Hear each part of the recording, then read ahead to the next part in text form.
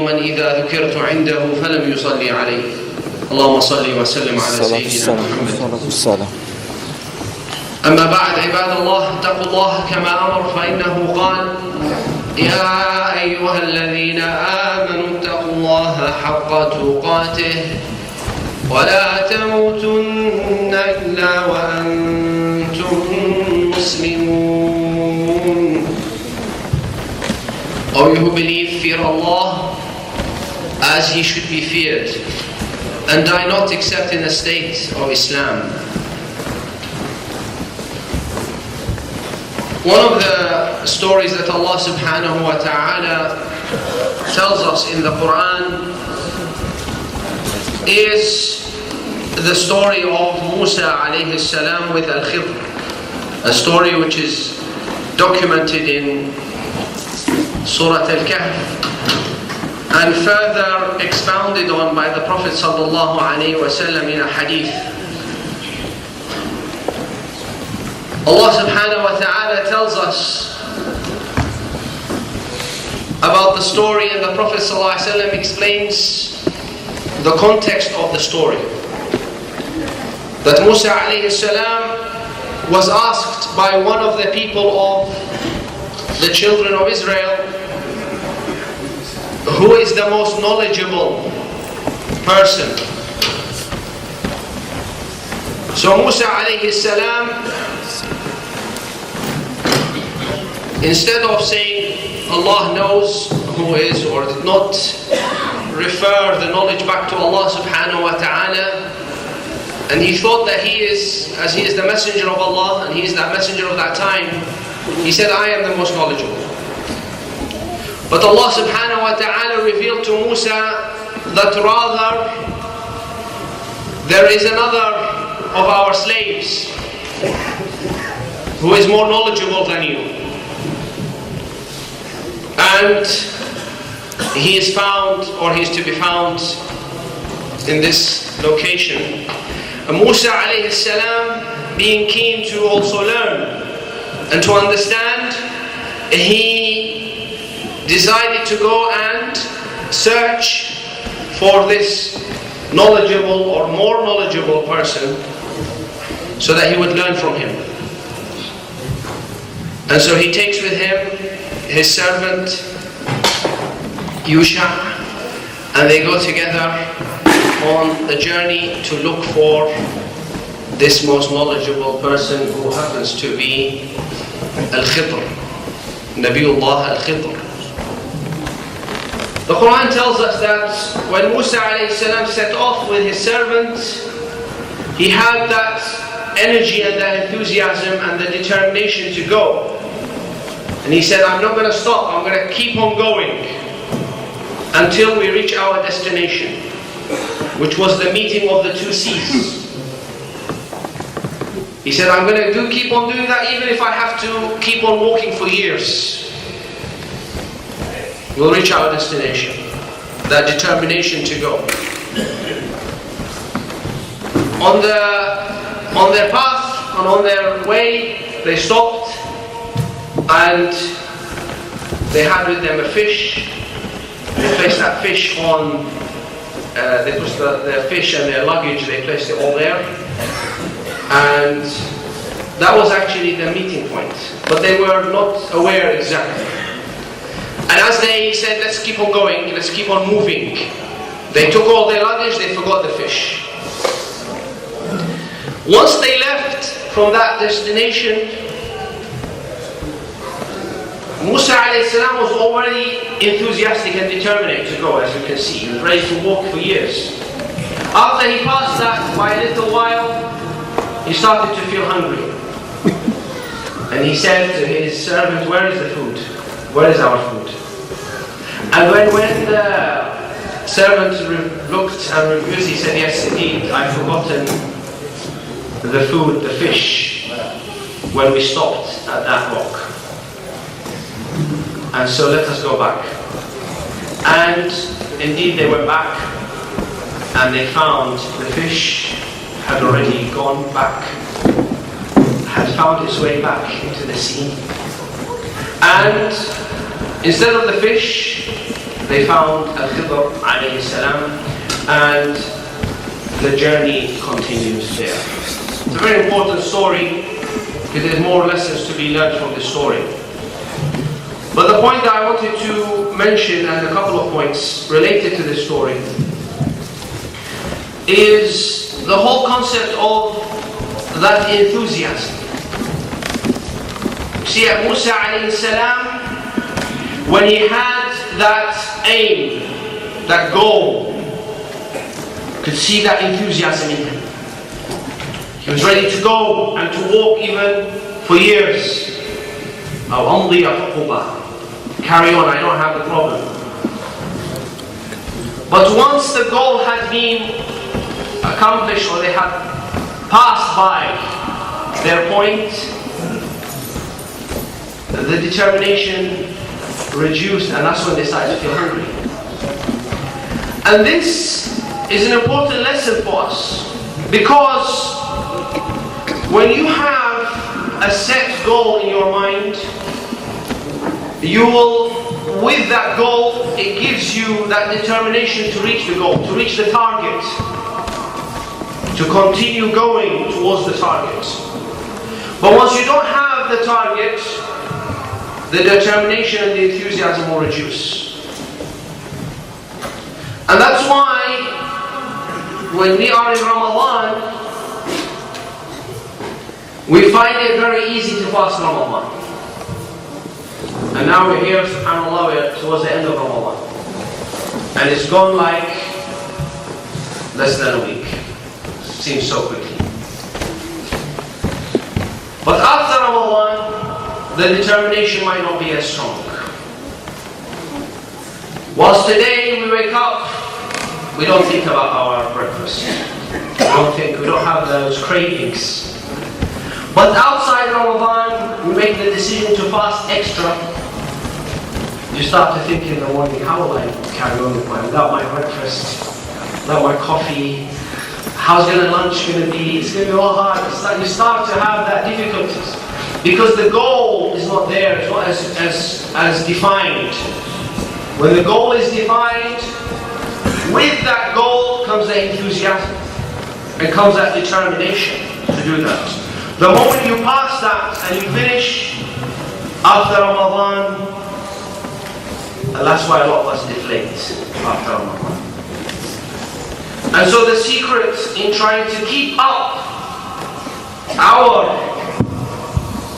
enthusiasm, our determination, which we can label as an aspect of Iman, is to be clearly defined in our goals and what we want to achieve.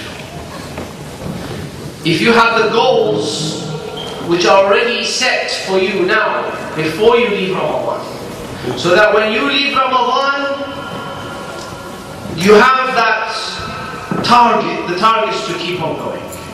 You will find that after Ramadan, you can still working towards something. And that's why the Prophet ﷺ encouraged us to do this.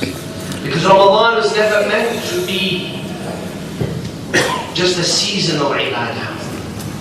It's not meant to be that we just worship Allah subhanahu wa ta'ala intensively, just in 1 month of the year.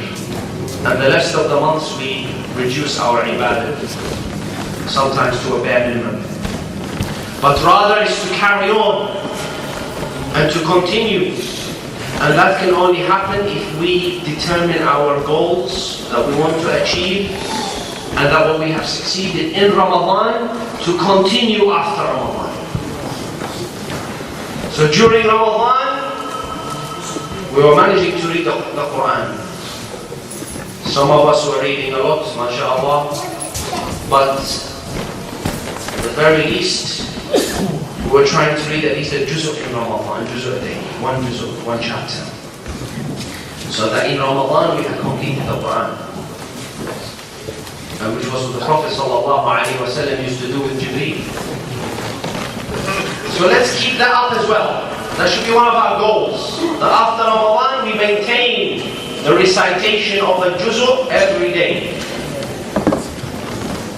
In Ramadan, we were praying Tarawih. Tarawih is a form of night prayer. It's a prayer in the night, and one of the greatest prayers that a person can do after the obligatory. We were praying 8, maybe 20. Let's make a goal after Ramadan that we maintain the very least that we pray 2 rak'ah, at least 2 rak'ah every night, with the intention of praying qiyam.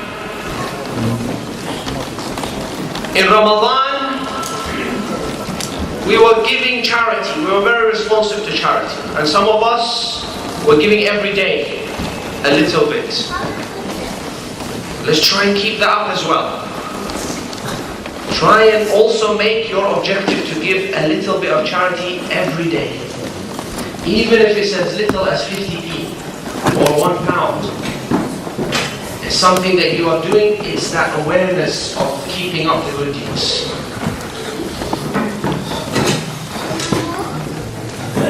In Ramadan, we were remembering Allah subhanahu wa ta'ala more. Lots of different aspects of remembrance of Allah, and there's so much great reward to achieve through the remembrance of Allah. Again, have specific goals and tasks that you want to maintain. To read every day. Some of the adhkar will remove all your sins. They will remove all your ma'asi. They are maghfirah adhkar. Like saying Subhanallah wa bihamdih 100 times. Or saying Astaghfirullah alladhi la ilaha illa huwa al-hayyul qayyum wa atubu ilayh 3 times.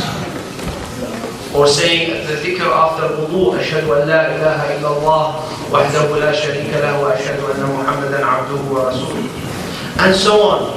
Some of the adhkar just give us more rewards. Some of the adhkar are protection for us from the shaitan. Which, alhamdulillah, again in Ramadan, we had that protection. Allah subhanahu wa ta'ala gave us that protection.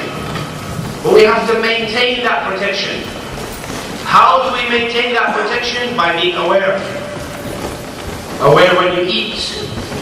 When you say Bismillah at the beginning of your food, the shaitan steps aside.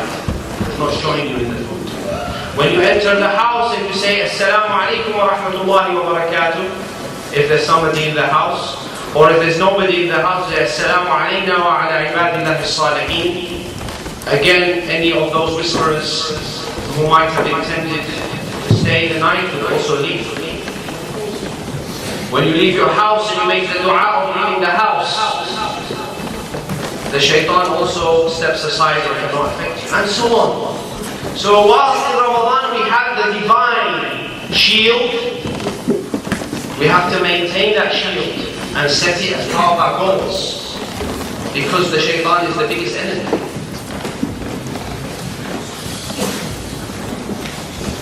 Our salah, maintaining our, not just our obligatory salah, because that goes without saying, but maintaining a regular concept of at least praying 12 rak'ah extra every day. That's the hadith of the Prophet sallallahu alayhi wa sallam. Man salla lillahi 12 rak'ah غير الفريضة في اليوم بنى الله له بيتا في الجنة. Whoever prays every day 12 rak'ah other than the obligatory prayer, then Allah will build for him a house in the Jannah. And the list is so great. We cannot really mention all of these things. I'm just giving you ideas, because that is the important task that you have to do. And once we're still in Ramadan, this is the important thing. This is why this khotbah is important before Eid. While we're still in Ramadan, we have that opportunity to put down some of our goals, what we achieved in Ramadan, and how we can work to maintain those. And the i'tikaf is also an important one, because it is that time where we allocate a specific time just to get away from all the material distractions. And again, even if we do i'tikaf for a short while, even if it's for a few hours, then that's also a great achievement to do. My dear respected brothers and sisters, Ramadan isn't over. And in fact, in many ways, it's just the climax is now. Tonight is the 27th night,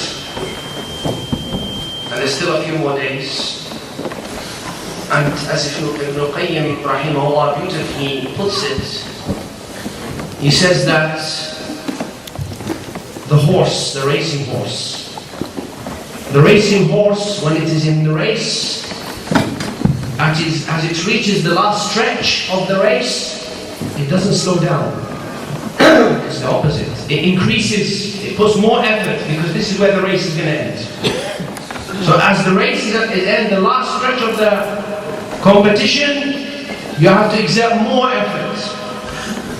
Not gradually cool down, pull off. But rather carry on more right till the end. Keep pushing yourself.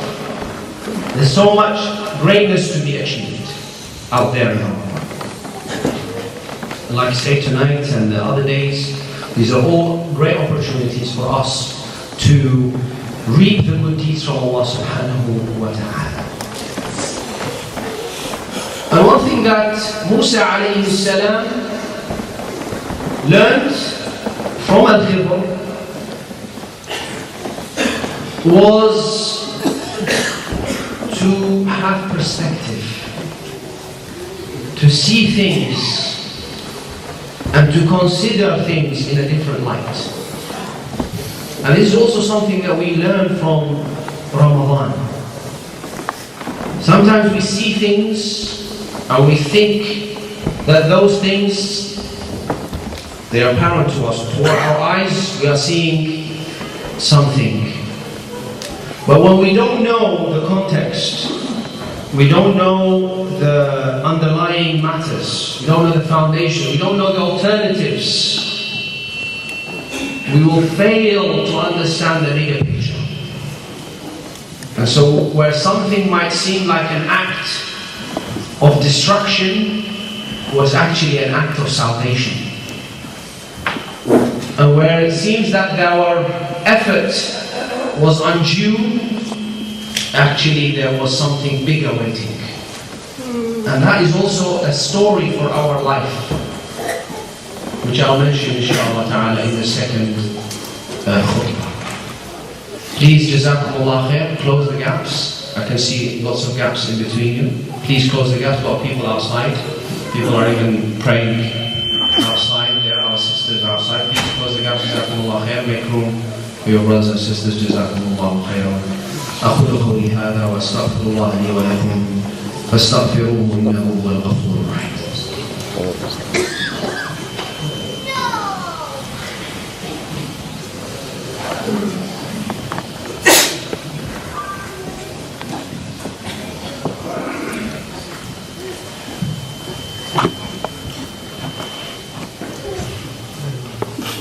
الحمد لله والصلاة والسلام على رسول الله وعلى آله وصحبه ومن والاه. عباد الله اتقوا الله كما أمر، فإنه قال يا أيها الذين آمنوا اتقوا الله ولتنظر نفس ما قدمت لغد واتقوا الله إن الله خبير بما تعملون. O you who believe, fear Allah, and let every person look what they have presented for tomorrow, and fear Allah, because Allah is well informed of what you do. What have you presented for tomorrow is what Allah subhanahu wa ta'ala invites you to look. You have to think, how is the tomorrow going to be look like? And whether this tomorrow is the immediate tomorrow while you are alive, or whether it's the long-term tomorrow when you die. What have you presented? What have you put forward? This is a question everybody has to ask themselves. And when Musa and Al-Khidr, they went to that village, and the village people were not hospitable towards them. They didn't give them any accommodation, no food or anything like that. Al-Khidr found a house which was demolished, or it was falling to pieces. So he said to Musa, we have to rebuild this house. And they started to rebuild that house. Musa alayhi salam also objected to this because he saw the immediate reality, which was that these people of the village, they were not hospitable to us. Why should we rebuild the house for them? But Al-Khidr, and that's what made Al-Khidr more knowledgeable, was that he was looking far beyond this. And he later explained to Musa the reason. But there is an analogy here. And the analogy is that we, as humans, how do we see the akhirah? And how do we see the dunya? A lot of us, a lot of the humans, see the akhirah as that house which is falling to pieces. And we don't see any point or any reason in reconstructing that house. So we put our efforts somewhere else, and we focus our direction to other means. Whereas building the house and preparing that house, there's something waiting for you which you are unaware of, although Allah subhanahu wa ta'ala has told us. Because as Al-Khidr explained to Musa, that this house, when it is reconstructed, it belongs to some orphans. And they're going to live in that house, and they're also going to dig up the land, and they will find some treasure which has been deposited in the ground. If the house was not reconstructed, the treasure is not going to be found. And similarly, if you don't reconstruct your akhirah, you will not get that treasure. If you choose to leave your house in the akhirah to be unconstructed, by not preparing it, by not sending the provisions for tomorrow, then the treasure which is being waited under the house will not be found. And so there is that hidden analogy there for the human to understand that they need to use this dunya and rebuild it and reconstruct it so that they can, inshallah ta'ala, feel and see the treasure in the next life. And this is another question that I pose to our brothers and sisters. As we are here in Ramadan, Ramadan gives us the focus. Ramadan allows our mind, our heart and our body to be freed from the chains that otherwise come outside Ramadan. We should be more focused by feeling free. Our mind is more sharper and crispier. Our hearts and our spirituality should be elevated. And so that allows us, while we are in a heightened state, how do we think about our akhirah? And how are we going to use this opportunity of planning our goals by putting something today in Ramadan, before we leave Ramadan, to set for ourselves a project or a campaign or an idea or a legacy that will benefit us, inshallah.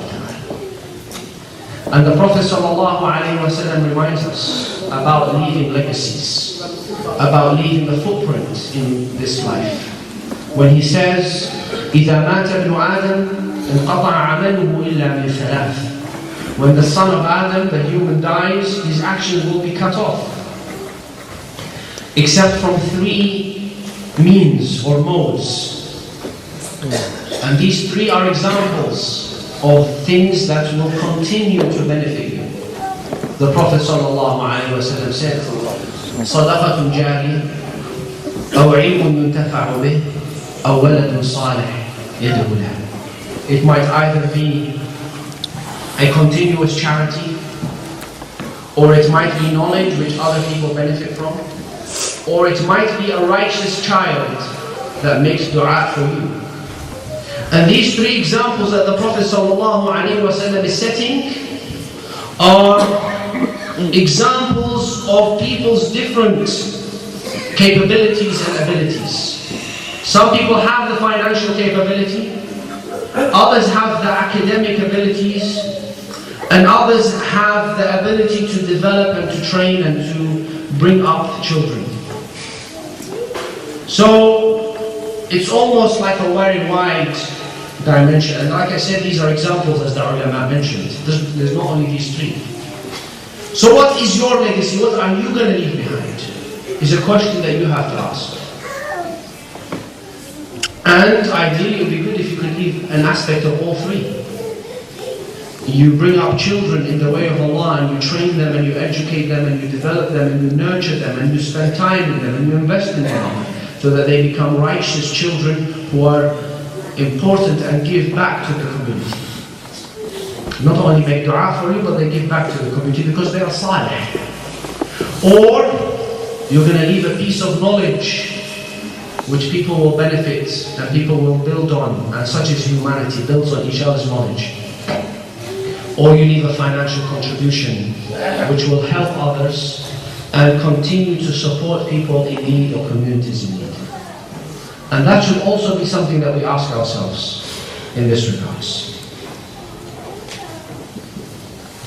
And today in Hira, we are inviting you to be part of one of these types of legacies, which is the sadaqah jariyah, the continuous charity.